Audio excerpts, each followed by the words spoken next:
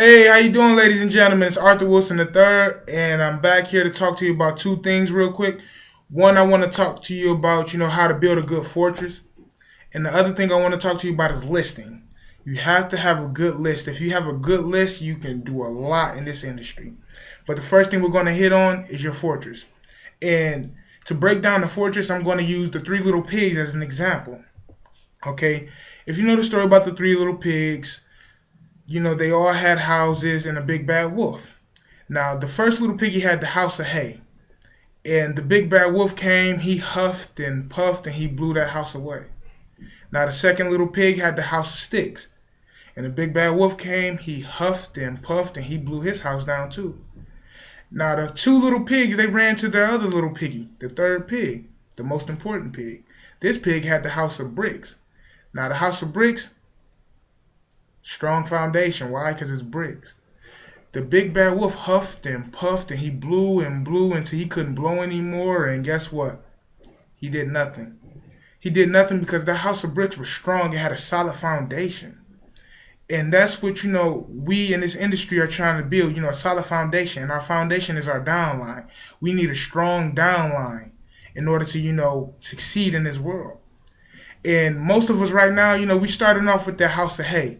Because we have a lot of people in our ear telling us, no, no, no. And then, as we get past a couple no's, we find maybe one or two people that say yes. We're in the house of sticks now. But now we have the people saying, like you're not going to do anything with it. They're not saying no. They're just pretty much downplaying our whole ideal because they're too afraid to chase their own dreams. But you know what? Eventually we'll get past them too. And now we're, trying to establish ourselves in that house of bricks. In the house of bricks, that's when we have that strong foundation where we're finding people left and right who, who want to, have a big influence or change in their life or their financial situation as we do. And they're going out here and they're doing what they have to do. And, that's how you have a strong, solid foundation. It starts with your downline. You have to be a great leader, a motivator. Somebody who your people can call on and you know exactly what to say to the person that they're trying to put you on the phone with, or you know exactly how to talk to this person that you just met in the grocery store. So that's pretty much what I wanted to hit on. If you have a great foundation, solid people who can take, criticism, you can be great. Now, the second thing I want to talk to you about is listing. Now, how to go out into the real world and make your list.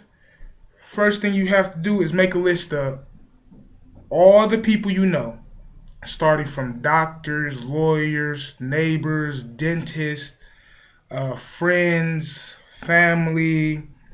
You have to grab the phone book. The phone book is a great thing to grab because it's a memory jogger. And by it being a memory jogger, you open it up to the A's and you look for accountants.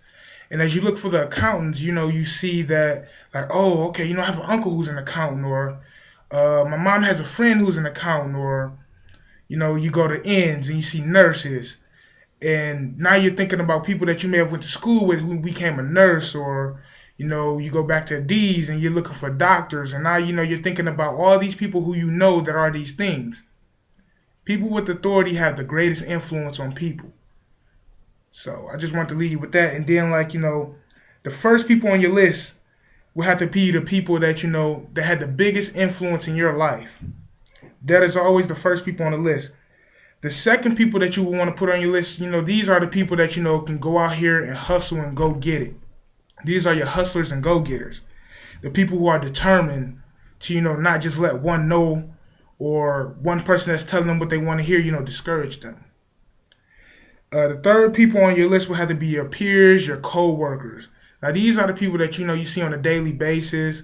You put them on the list, they'll listen, they'll come through to your tasting parties, they'll do whatever it takes to support you and make sure you're happy. And the fourth people on your list will have to be the people that look up to you. Now, the people that look up to you may be some neighbors, they may be some family members, they may be people from the neighborhood. These are the people that they just they see you and they say, man, I want to be like them one day. How do they do it? And that's when you take them in now, and you start showing them this is what you're doing. And it's a beautiful thing to know that you have somebody so young, or somebody that may even be older, not doing as well as to look up to you. And the fifth people you want will be customers. These are the most important people on the list too. I'm not going to say that they're more important than, the people at the beginning, but when you have customers, you have people that will always return and will tell other people about, your business or your products or anything that has to do with you and your company. Now, the people on the top of the list are the people that are busy or arrogant. You can't let them get you down because they have a lot of influence. And I believe that once you show them that, what you're doing is working, they may come around. Just don't buy into what everybody says. A lot of people are going to tell you what you want to hear. That's cool. But you have to have no feelings in this. The only people you should feel for is your downline, I say. And I say that because if your downline is solid, these are the people that will come and work and, they will always have your back. But one thing I say is damn society get rich. And I learned that from James Panagis, one of the co-founders of this company. A lot of people in this world are heartless, mean, and cruel. But then there's a lot of people who care, want to help, and do what's right for them. But I just want you to take this time and reflect upon your present blessings, which every man has many, and not your past misfortunes, which all men have some.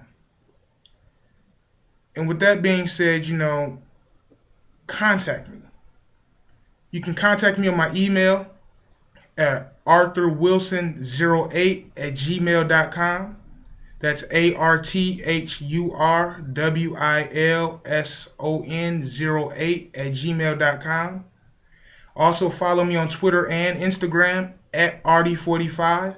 That's ARTTY45. Also check out my website, liquidityint.com. That's LIQUIDITYINT.com/Arthur, ARTHUR. Once again, it's been a plum pleasing pleasure as well as a privilege. And if I was you, but I'm not, but if I was, I would just take into consideration what I just said, do your own research, and just let it come naturally.